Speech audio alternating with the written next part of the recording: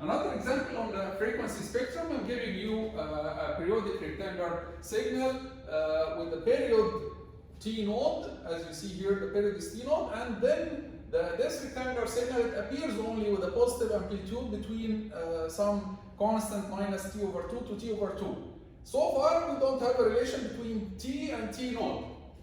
When I ask you about the period, the period is not T. Be careful, the period is not T. The period is where the signal repeats, and the signal repeats every T node, right? So the period is T node, it's not T. So far, the question didn't mention anything about the relation between T and T node, but the period, if I ask you about the period is T node. And the amplitude here is X node, the amplitude here is 0. The first part of the question asks you to calculate the exponential Fourier series. So this is what we will do in the beginning. The exponential Fourier series, we need to calculate the exponential coefficients. The exponential coefficients are defined as 1 over the period, 1 over T node, not over T, it's not 1 over T node, integration over one period, what? X of T, exponential minus J, K, omega node T, dt. And omega node is the fundamental angular frequency, which is 2 pi over T node. Okay? Right. When we integrate over one period here, which period would you like to choose? Would you like to choose from 0 to T node? In this case, you will have to integrate here first, and then the integration here will be 0, then you integrate here. So you will have 3 or at least 2 integrations. Or you can take a period. You can take a period from minus T node over 2 up to T node over 2, this period. And then you will have only one integration. So if you take this period between minus T node over 2 to T node over 2, the integration here will be 0 because our signal is 0. The integration here also will be 0 because the signal is 0. And the integration will appear only between minus T over 2 to T over 2. Our signal in this region is constant, equals to X node multiplied by exponential minus G, K omega node T dt. Then this constant can go out of the integration. Integration of exponential will give you the same exponential divided over minus G K omega node. And then we substitute the limits of integration, which are minus T over 2 up to T over 2. This will give us X node over minus G K omega node, okay? T node, and then here exponential minus J K omega node T over 2 minus exponential minus J K omega node minus T over 2. Minus with minus will be positive T over 2. This reminds you of something? Does this remind you of something? It looks like the sign, right? But in order to be a sign, maybe we can put the J here instead of having the J here. We'll put it here. We can take a negative sign. So if we take a negative sign outside, this will be positive, this will be negative. Or we can simply, so these two terms will be reversed. So the exponential with the positive sign will be minus the exponential with the negative sign. So this will be with the positive sign. This will be the negative sign, and then we took the negative sign outside. Okay. Then, what's remaining for this term to be a sine wave? Divide by 2 and multiply by 2, right? So now we can write this term as 2x node over k omega node t node, okay, multiplied by sine k omega node t over 2. So now if you look at this mathematical function, you will find that we have sine k omega node t over 2, and we have down here, we have k omega node. What is the variable here? What is our variable here? When we calculate ck equals sine k over k, so the variable is k. When you want to vary, when you want to calculate different coefficients and plot different coefficients, you change the k, right? So the k is the variable. Whenever you see sine the variable divided by the variable, then immediately you know that you should write this as a sinc function. Because the sinc function, if you remember, we explained it to be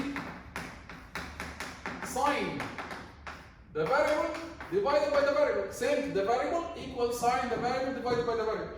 Our variable here is k, right? Our variable here is k. Our c is changing with k.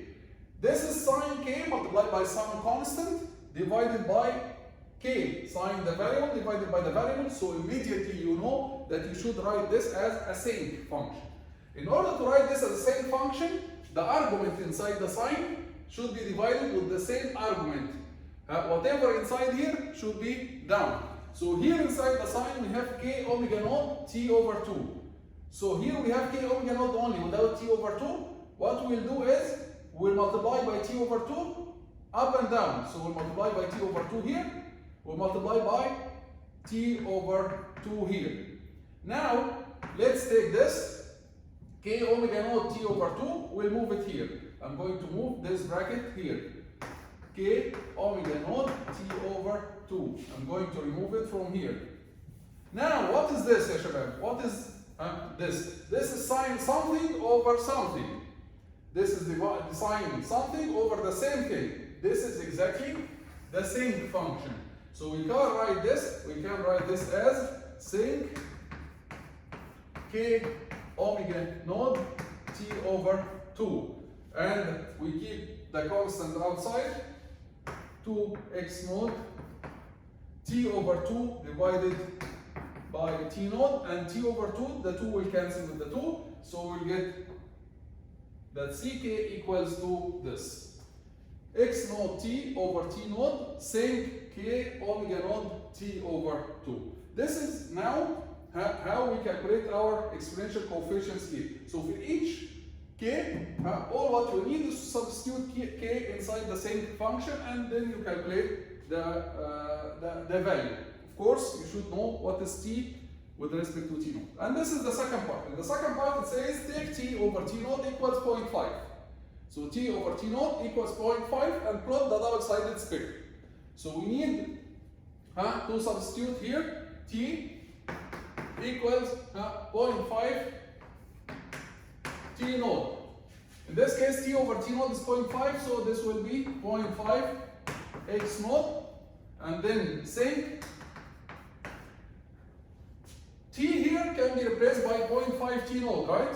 Half t naught, half t naught. So we can replace t by half t naught. So this can be written as t naught over 4 now.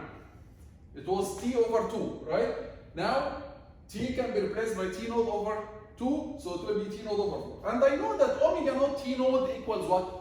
Omega naught t naught equals 2 pi. So this can be written as k multiplied by 2 pi over 4, or k multiplied by pi over 2. So now our ck can be written as a constant. X naught is the amplitude of our rectangular function. This is a constant. Sinc k multiplied by pi over 2. Like, we need to plot this. We need to plot this. Let's think about the characteristics, some characteristics of the sinc function. Of course, if you want to plot this, the magnitude of ck, this is real, this is not complex. So the magnitude of ck will be the magnitude 0.5 x naught multiplied by the magnitude of the sinc. But the sinc is real. Why I'm taking the magnitude? I'm taking the magnitude because the sinc is real, but sometimes it's positive, sometimes it's negative. When you take the magnitude, you are taking only the positive value, right? What about the negative?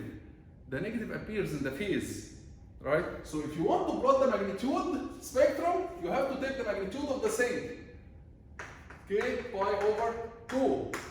What about if the sinc is negative? If the sinc is negative, this means that the phase of this coefficient will be pi or negative pi, right? Right. Let's study this. When k equals 0, c is 0 as a magnitude will be 0.5 x naught, right? 0.5 x naught, because sinc 0, it's 1 multiplied by 0.5 x naught. When does the coefficient be 0? When does the exponential coefficients be 0?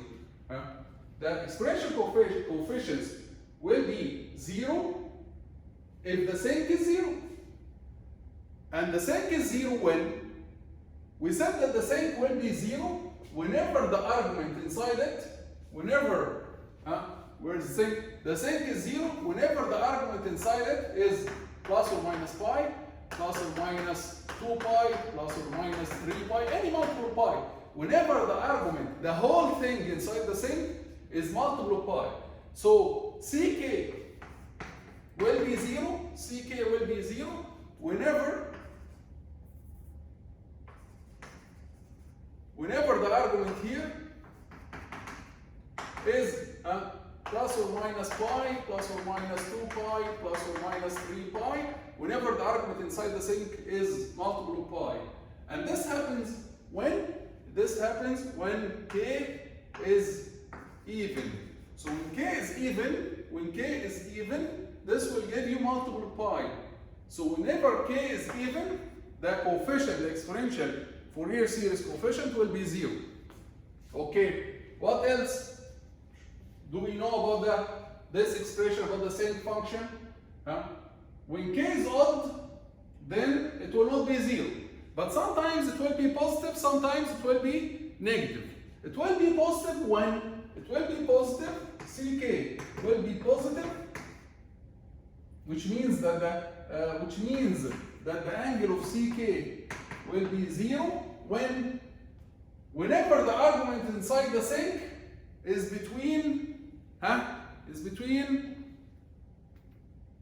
let's remember, between 2 pi, 3 pi, this is a positive, between 4 pi and 5 pi, or between negative 2 pi and negative 3 pi, right? So the angle will be 0 whenever k multiplied by pi over 2. Be careful, I'm going into details here just to remind you about the characteristics of the sinc function. But for this example, it's easy. You don't have to go into these details. You can just go and plot the spectrum, calculate the value of C1, C2, C3, and plot the spectrum. That's it. But I'm going here into these details to give you perspective of how to benefit from the sinc function without doing calculations. So without doing calculations, you know that this coefficient will be 0, for example, whenever k is even. Whenever k is even, the coefficient will be 0. When k is odd, the coefficient will not be 0. But sometimes it will be positive, and sometimes it will be negative. It will be positive whenever the coefficient or the argument, whenever the argument inside the sinc is between 2 pi and 3 pi in this region, or between 4 pi and 5 pi. So whenever the argument inside the sinc lies in a region that starts with even number of pi's, like 6 pi and 7 pi, then the sinc will be positive and the angle will be 0. But Ck will be negative, which means that the angle of Ck will be plus or minus pi whenever the argument of the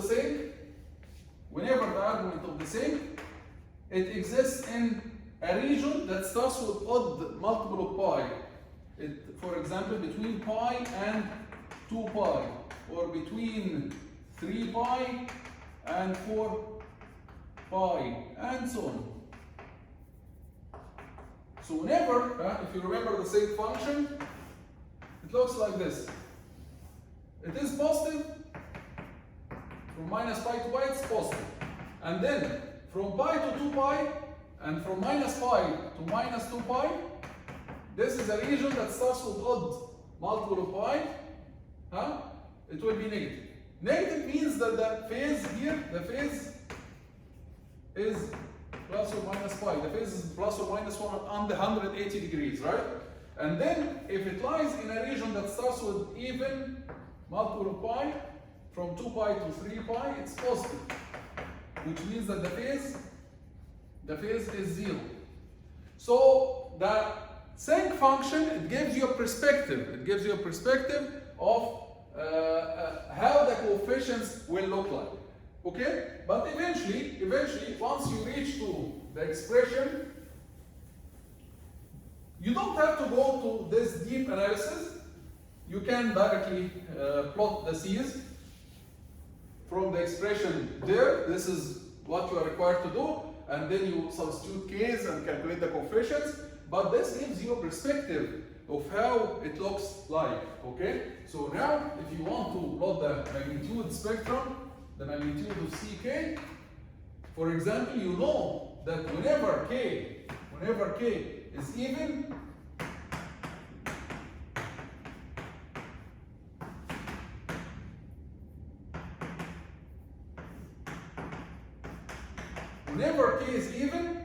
the CK will be 0. So when K is 2, 4, 6, minus 2, minus 4, minus 6, the coefficient will be 0. And also the angle will be 0. So if you plot the angle of CK with K, the angle will be 0. Here will be 0 at K equals 2, will be 0 at K equals 4, at minus 2, at minus 4. Right. When it is odd, when K is odd, the CK will not be 0. But sometimes it will be positive, sometimes it will be negative. When you plot the magnitude, it will be always positive, because you are taking the magnitude, right? So the magnitude here will be something like this, and we know that the Sinc function, the magnitude of the Sinc function decreases, right? So you expect you get something like this. And also you know that the magnitude is even. The magnitude is even. The magnitude of the exponential Fourier coefficients is even, right? We talked about this before, because Ck equals C negative K conjugate. So the magnitude is even, while the phase is odd. So now we ask ourselves, what about the phase? We know that the phase, Ck will be positive, which means that the phase is 0 whenever K pi over 2 equals or belongs to 2 pi, to the region between 2 pi and 3 pi, or minus 2 pi to minus 3 pi, and so on, right? When does this happen? This, for example, if K equals 1, when K equals 1, would it lead to positive or negative coefficient? When K is equal to 1, this will be Sinc pi over 2. Sinc pi over 2 lies here in the positive region, so the phase will be 0. Same here, the phase will be for minus 1, the phase will be 0. When K equals 3, this will be the argument inside the Sinc will be 3 pi over 2. 3 pi over 2 belongs to which region? 3 pi over 2 belongs to this region here, right? So this will give you a negative coefficient, which means that the phase will be 180 degrees. It will be pi or negative pi. So you can put the phase here to be negative pi. What about the phase here at negative 3? It has to be the opposite. So you plot it as pi, because the phase spectrum must be odd, right? Then this is at 3. Then at 5, when K equals 5, it will give you Sinc 5 pi over 2. And 5 pi over 2 belongs to which region? 5 pi over 2, it belongs to this region, between 2 pi and 3 pi, right? 5 pi over 2, it belongs to this region, which means that the coefficient will be positive. Coefficient positive means that the angle will be 0 here, right?